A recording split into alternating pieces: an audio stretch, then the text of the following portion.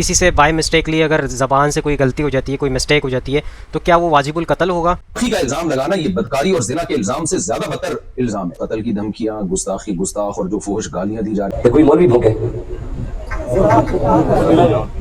انہوں ڈبل پھانسی دینی چاہیے اور چوکٹ لٹکانا چاہیے، کیوں جو عام ہے وہ جانتا نہیں سی، جڑا جانتے ہو یا بھوکا انہوں تو چوکٹ ٹنگو۔ اسی کی کہنے نہیں مولوی حسد کرتے ہیں، یہ لبیک والے بھی وہ تاریخ عورت باز۔ دو ہی صورتیں ہیں جن میں تم کسی شخص کی جان لے سکتے ہو، ایک یہ کہ اس نے کسی کو قتل کر دیا اور قصاص میں اس کو قتل کیا گیا ہے، دوسرے یہ کہ وہ فساد برپا کرنے کے لیے اٹھ کھڑا ہوا۔ بھائی گستاخ رسول ہو، گستاخ صحابہ ہو، گستاخ اہل بیت ہو، اللہ کا گستاخ ہو، جو بھی شخص انجانے میں گستاخی کر بیٹھتا ہے اور وہ بھی یہ گستاخی ہو جس کو آپ گستاخی سمجھ رہے سر، ہمارے نزدیک تو آپ کے جو 50 کیسز ہیں ان میں سے 49 کیسز میں گستاخی نہیں ہوئی ہوتی ہے۔ آپ اس ملک میں رہ رہے ہیں کہ جس ملک میں اگر آپ یہ کہہ دینا کہ نبی علیہ السلام بشر تھے، نور نہیں تھے، تو آپ گستاخ رسول ہیں۔ تو یہ جناب توبہ موت کے غرغرے سے پہلے پہلے قبول ہے، جامعہ ترمذی میں حدیث ہے موت کے غرغرے سے پہلے پہلے توبہ قبول ہے۔ السلام علیکم ورحمۃ اللہ وبرکاتہ۔ تو کیسے ہیں آپ سب لوگ؟ امید ہے ٹھیک ٹھاک ہوں گے، خیریت سے ہوں گے۔ تو آج کی ویڈیو میں آپ سب کو خوش آمدید کہتے ہیں۔ میرا نام ہے سید محمد علی حمزہ، اور ویڈیو کا جو ٹاپک ہے وہ بہت زیادہ سینسٹیو ہے آج کا، اور آج کل آپ کو پتہ ہے مفتی طارق مسعود صاحب کے حوالے سے گستاخی کے ان کے اوپر فتوے چل رہے ہیں علماء کرام کی طرف سے، اور ایک طبقہ ایسا ہے جس کی جانب سے بہت زیادہ اس پہ گستاخ رسول کی سزا سر تن سے جدا، اور جو ہے گستاخ رسول واجب القتل ہے۔ تو اس طرح کے معاملات چل رہے ہیں، اور کوئی بھی مومن جس کے دل میں ایمان ہو وہ یہ تصور بھی نہیں کر سکتا کہ نبی کریم صلی اللہ علیہ وسلم کی گستاخی کرے۔ کسی سے بائی مسٹیکلی اگر زبان سے کوئی غلطی ہو جاتی ہے، کوئی مسٹیک ہو جاتی ہے، تو کیا وہ واجب القتل ہوگا، اور اس کی کیا معاملات ہوں گے قرآن و حدیث کی روشنی میں آج کی ویڈیو میں جاننے کی کوشش کریں گے۔ تو ویڈیو کو پورا اینڈ تک دیکھیے گا تاکہ قرآن و حدیث کی روشنی میں آپ کے سامنے سارے معاملات سامنے آ سکیں کہ اگر کوئی گستاخی کرتا ہے تو اس کی کیا سزا دی ہے، قرآن کے اندر کیا سزا اس کی بتائی گئی، یا حدیث کے ذریعے کیا سزا بتائی گئی ہے، نبی کریم صلی اللہ علیہ وسلم کی زندگی کے اندر گستاخی اگر کسی نے کی ہے تو اس کے کیا معاملات ہوئے ہیں، اگر کسی سے غلطی سے یہ معاملہ پیش آتا ہے تو کیا وہ واجب القتل ہی ہوگا یا اس کو معافی مل سکتی ہے۔ تو جاننے کی کوشش کریں گے آج کی کلپ کے اندر، تو ویڈیو سٹارٹ کرتے ہیں۔ ہم نے اس قرآن کی حفاظت ایسی کی ہے کہ اگر ظاہری لحاظ سے اس میں کوئی غلطی نکلے تو ظاہری لحاظ سے، ورنہ اس میں بڑی حکمت ہے، کوئی بھی ہے ہم نے اس کی بھی کریکشن کی کسی کو اجازت نہیں دی۔ جو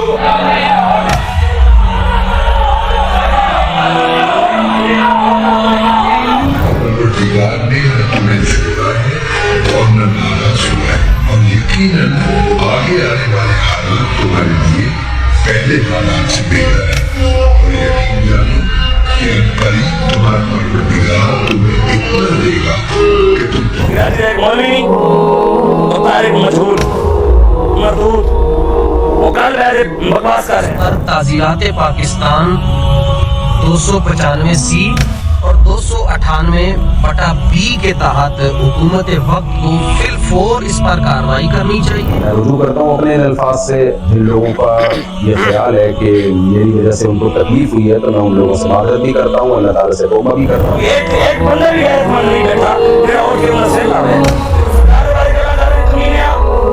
اور اسے گرفتار کر کے اسے قرار واقعی سزا دینی چاہیے، جس کی وجہ سے امت مسلمہ کے دلوں کو ٹھیس پہنچی۔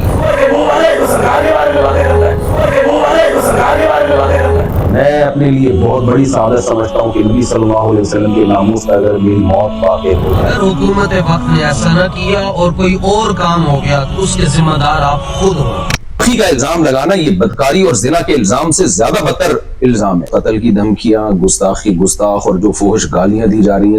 موت زندگی اللہ کے ہاتھ میں ہے، جو رات قبر میں گزرنی ہے وہ قبر میں گزرے گی، جو زمین پہ گزرنی ہے وہ زمین پہ گزرے گی۔ لیکن ایسا نہ ہو کہ کچھ مذہبی متشدد قسم کے اسکالر آپ سے وہ کام کروائیں جس پہ قیامت کے دن نبی صلی اللہ علیہ وسلم آپ سے اپنا چہرہ پھیر لیں، اور آپ شو تو یہ کر رہے ہو میں نے نبی کے نام پہ یہ کام کیا ہے، لیکن نبی صلی اللہ علیہ وسلم اس شدت پسندی سے کبھی بھی خوش نہیں ہو سکتے۔ اور اگر پھر بھی آپ یہ سمجھتے ہیں کہ یہ گستاخی ہے معاذ اللہ، تو پھر میں آپ کے سامنے کچھ بریلویوں کے چوٹی کے علماء کے حوالے پیش کرتا ہوں مختصر، تو جو فتویٰ پھر آپ نے مجھ پہ لگایا ہے ان پہ بھی لگائیں۔ دوستو آپ کے سامنے میں نے کچھ چند ہائی لائٹس رکھی ہیں، اور ایک فرقے کی جانب سے جو ہے اس پہ بہت زیادہ پروپیگنڈا کیا جا رہا ہے۔ تو بہرحال آپ کے سامنے میں انصاف کا ایک موقف رکھتا ہوں اس کے اوپر کہ اگر کوئی گستاخی کرتا ہے تو اس کا کیا معاملہ ہے. یہ آپ کے سامنے چھوٹا سا کلپ رکھیں گے تو ان کی بات سنتے ہیں. اس کے بعد جاوید احمد غامدی صاحب کا موقف لیں گے اس کے اوپر, وہ کیا کہتے ہیں. اس حدیث در راویان مولا علی فرماتے سرکار نے فرمایا من سب نبیا فقتلوه ومن سب صحابیا فجلدوه. مولا علی اس حدیث در راویان آپ فرماتے سرکار نے فرمایا کہ قیامت تک جیڑا بھی کوئی بندہ نبی دی گستاخی کرے اونوں قتل کر دیو, جیڑا صحابہ نو بھونکے اونوں چھتر مارو. یہ سرکار کا فرمان ہے. پاکستان دا آخری قانون ہے 295C کہ جیڑا بھی ساڑھے نبی دی طرف اشارتاً کنایتاً جان بوجھ کے غلطی نال جیوے بھی گستاخی کرے گا انہوں پھانسی دی سزا دیتی جائے گی. یہ پاکستان دا آئین ہے. پاکستان دا آئین ہر پاکستانی واسطے نہیں. پاکستان ہے جیڑا رہندا ہے جس قوم نال جس مذہب نال تعلق رکھدا ہے, جیڑا بھی نبی دے خلاف گل کرے گا پاکستان دا قانون کہنا انہوں پھانسی سزا دیتی جائے گی. عام بندہ نبی دی گستاخی کرے انہوں تے پھانسی دی سزا ہے, تے کوئی مولوی بھونکے انہوں ڈبل پھانسی دینی چاہیے اور چوکٹ لٹکانا چاہیے. کیوں جو وہ عام ہے وہ جانتا نہیں سی, جڑا جانتے ہو یا بھونکے انہوں تے چوکٹ ٹنگو. تسی کی کہنے نہیں مولوی حسد کرتے ہیں, یہ لبیک والے بھی وہ تاریخ ہے جی عورت باز عورتوں دے مسائل دستا ہے, تو بہ کے وہی گلاں کر, تیری کی اوقات ہے سرکار دے بارے گلاں کریں. تیرے لاکھ کی تیرے ملین کی بلین بھی منن والے ہوئے. ساڈا گستاخ رسول دے بارے موقف وہی ہے جڑے ساڈے آقا مولا تاسکر ساڈا بابا سانو سمجھا گیا ہے من سب نبی جن, یہی ساڈا موقف ہے. اس تو علاوہ ساڈا کوئی موقف نہیں. گستاخ رسول دی کوئی توبہ قبول نہیں, کوئی رجوع قبول نہیں. سوال دوستو آپ کے سامنے ان کا موقف پیش کر دیا. انہوں نے کہا گستاخ رسول کی کوئی توبہ جو ہے قبول نہیں ہے اور کوئی ان کو معافی نہیں ملنی. پاکستان کے آئین کے اندر یہ موجود ہے, انہوں نے دفعہ نمبر بتا دیا ہے اس کے اوپر, اور اس کے اوپر پھانسی ملنی چاہیے. یہ انہوں نے آپ کے سامنے موقف پیش کر دیا, یعنی کہ کوئی توبہ قبول نہیں ہے. تو بہرحال انہوں نے کہا کہ یہ عورت باز جو مولوی ہے اس کے اوپر انہوں نے کہا, ویسے تو انہوں نے نکاح کیا ہوا ہے, عورت باز آپ اس کو کہہ سکتے ہیں, جو بغیر نکاح کے بدکاری کرتا ہو اس کو آپ عورت باز کہہ سکتے ہیں.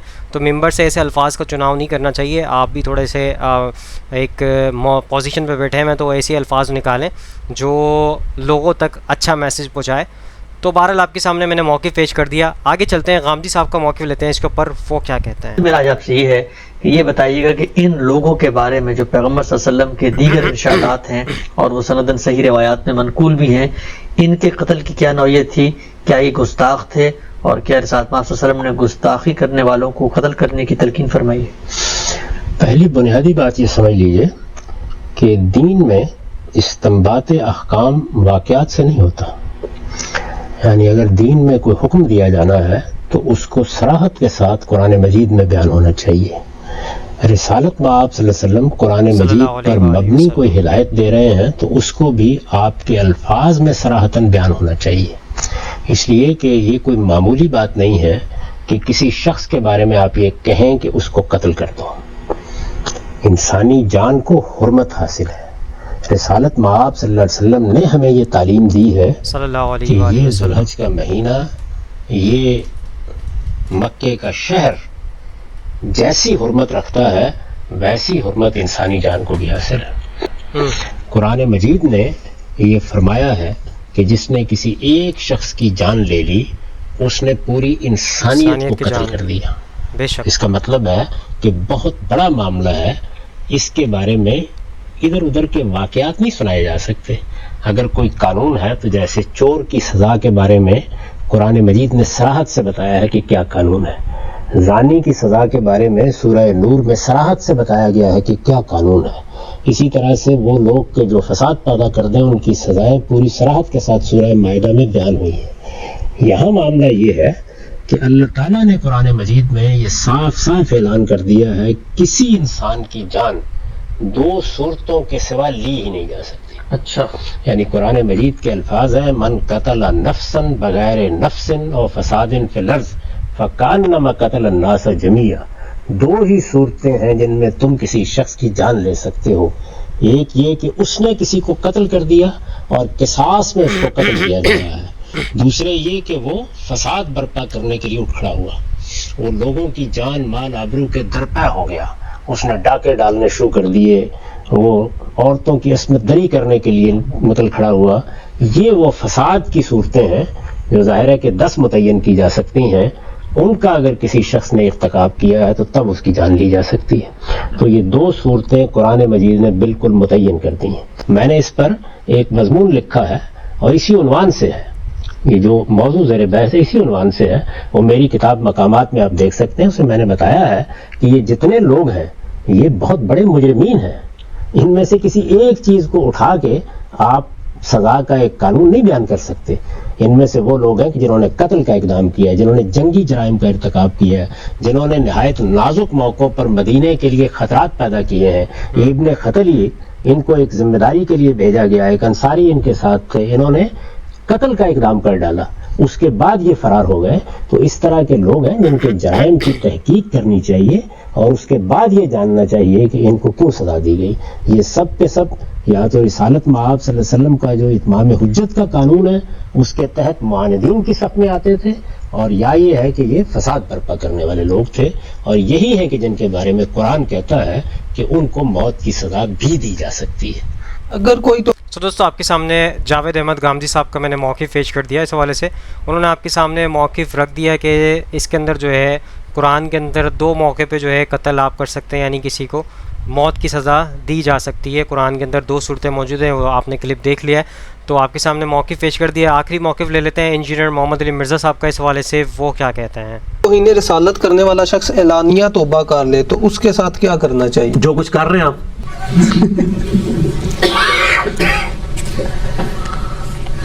سر، یہ اتنے تلخ رویے ہیں، اس قوم کو نہیں سمجھ آ رہی۔ ہم تو چیخ چیخ کے کہہ رہے ہیں کہ خدا کے لیے اپنے رویے درست کریں۔ میرا یوٹیوب کے اوپر ایک کلپ ہے گستاخ رسول کی سزا اور امام ابن تیمیہ، یہ الصارم المسدول علی شاتم رسول لکھ کے جو ابن تیمیہ نے اس قوم کی خدمت کی ہے نا انورٹڈ کامز میں، یہ نسلیں ہماری بھگتیں گی۔ حتیٰ کہ اس نے یہ کہا ہے کہ اگر کوئی کہے گا نبی علیہ السلام کی چادر میلی تھی، اس سے نہیں پوچھا جائے گا کہ اس کا مطلب کیا ہے کہنے کا۔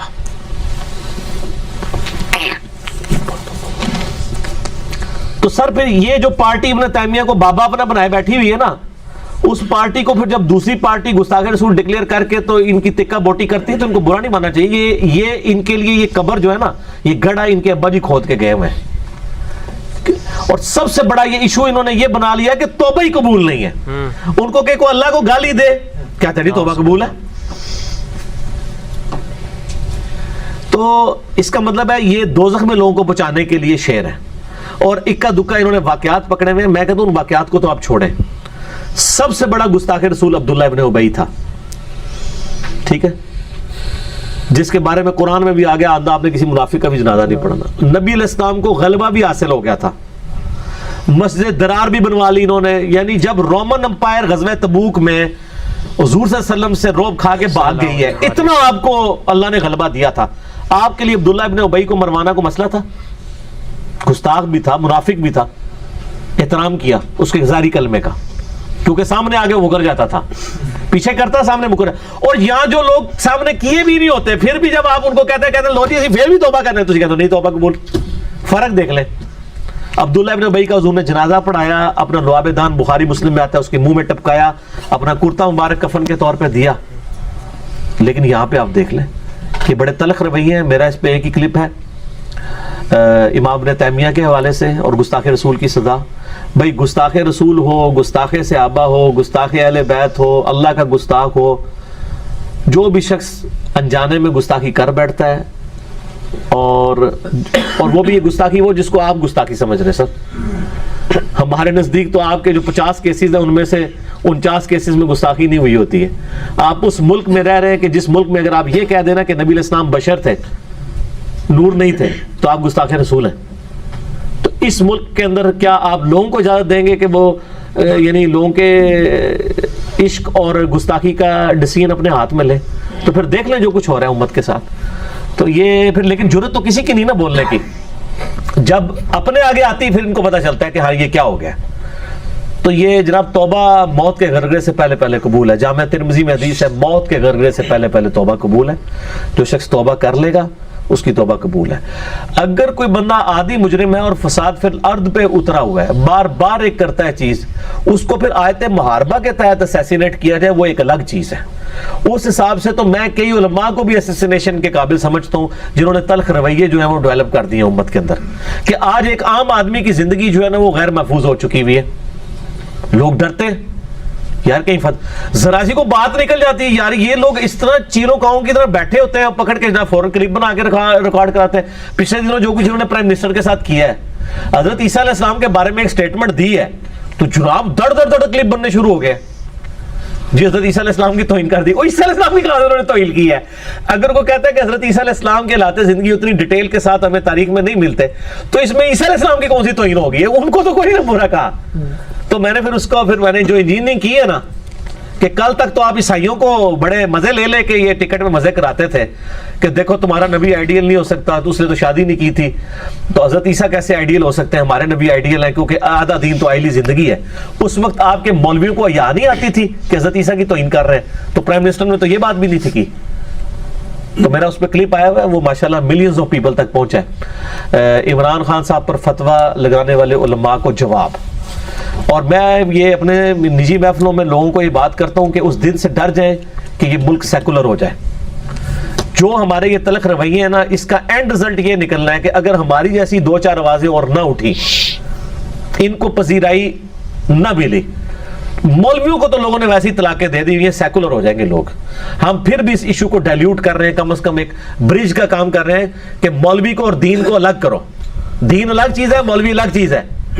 جیسے اسلامی حکومت الگ چیز ہے, مسلمان حکومت الگ چیز ہے.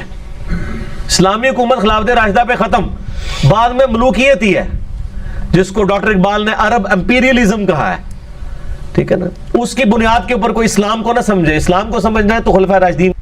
دوستوں آپ کے سامنے انجینئر محمد علی مرزا صاحب کا ہی میں نے موقف پیش کر دیا. انہوں نے بتا دیا آپ کے سامنے, سارا خلاصہ رکھ دیا. جاوید احمد گامدی صاحب نے بھی آپ کے سامنے موقف پیش کر دیا کہ اگر کسی سے غلطی سے گستاخی ہو جاتی ہے تو اس کے اوپر وہ توبہ کر سکتا ہے, تو اللہ تعالیٰ کے آپ توبہ کر سکتے ہیں.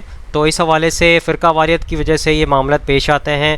اور آپ کو پتہ ہے سورہ انعام اللہ تعالیٰ کیا فرماتے ہیں, سورہ انعام آیت نمبر 159 کے اندر, کہ جن لوگوں نے اپنے دین کے اندر ٹکڑے کر لیے, دین میں یعنی فرقے ہو گئے, تو اے نبی فرما دیجئے آپ کا ان سے کوئی تعلق نہیں. اور سورہ روم آیت نمبر 32 کے اندر بھی اللہ تعالیٰ یہ فرماتے ہیں. تو سیم کانٹیکسٹ میں یہ آیت موجود ہے کہ جن لوگوں نے اپنے دین میں ٹکڑے ہو گئے, فرقے کر لیے, اے نبی صلی اللہ علیہ وسلم آپ فرما دیجئے ان لوگوں سے آپ کا کوئی تعلق نہیں ہے. یہ جو اعمال کیا کرتے تھے دنیا میں, یہ ہم ان سے پوچھ لیں گے. تو یہ جو معاملات ہیں فرقہ واریت کی وجہ سے ہیں, تو ان سے بچنا چاہیے. اور ایک دوسرے کی فرقہ واریت کے چکر میں, ایک دوسرے کی ٹانگ کھینچنے کے چکر میں اس کو الزامات دینا, اس کو الزامات دینا, ان چکر بازیوں کے اندر جو ہے نا یہ معاملات پیش آتے ہیں. اور قرآن و حدیث کی روشنی میں کوئی ایسے دلائل نہیں ملتے کہ نبی کریم صلی اللہ علیہ وسلم نے کبھی ایسا فرمایا ہو کہ اگر میری کوئی گستاخی کرتا ہے تو اس کا جو ہے سر قلم کر دیا جائے. ہاں کوئی شخص اگر بار بار یہ کام کرتا ہے اور فساد پھیلانے کی کوشش کرتا ہے, تو اس کے اندر قرآن کے اندر اس کے پہلو موجود ہے, اس کے اندر سزا موجود ہے کہ آپ اس کو قتل کر سکتے ہیں, یعنی اس کو سزائے موت دے سکتے ہیں. اور ایک قصاص والا معاملہ, یعنی جان کے بدلے جان, اگر کوئی کسی کی جان لے لیتا ہے تو اس کے بدلے میں وہ قصاص مطلب اس کی جان لی جا سکتی ہے. تو یہ 2 سزائیں موجود ہیں. اور جو بار بار فساد پھیلاتا ہے تو اس کے اوپر جو ہے سزا موجود ہے. لیکن یہ معاملہ نہیں ملتا کہ جو ہے کوئی غلطی کرتا ہے تو اس پہ وہ رجوع بھی کرتا ہے اور توبہ بھی کرتا ہے, اس کے بعد آپ کہیں کہ اس کی جو ہے توبہ ہی قبول نہیں ہے. تو یہ اپنی طرف سے من مانی چیزیں انہوں نے بنا لی ہیں. تو آئی ہوپ آج کی ویڈیو آپ سب کو سمجھ آئی ہوگی, پسند آئی ہوگی. اس ویڈیو کو زیادہ سے زیادہ لوگوں تک شیئر کریں تاکہ حق بات لوگوں تک پہنچے اور آپ بھی صدقے جاریہ میں شامل ہو جائیں. انشاءاللہ نیکسٹ ویڈیو میں ملاقات ہوگی. یہاں پہ دیجیے اجازت, دعا میں یاد رکھیے گا, اپنا خیال رکھیے گا. اللہ حافظ, فی امان اللہ. خدا جس نے کی جستجو مل گیا اس کا تو سب کا تو رہنما.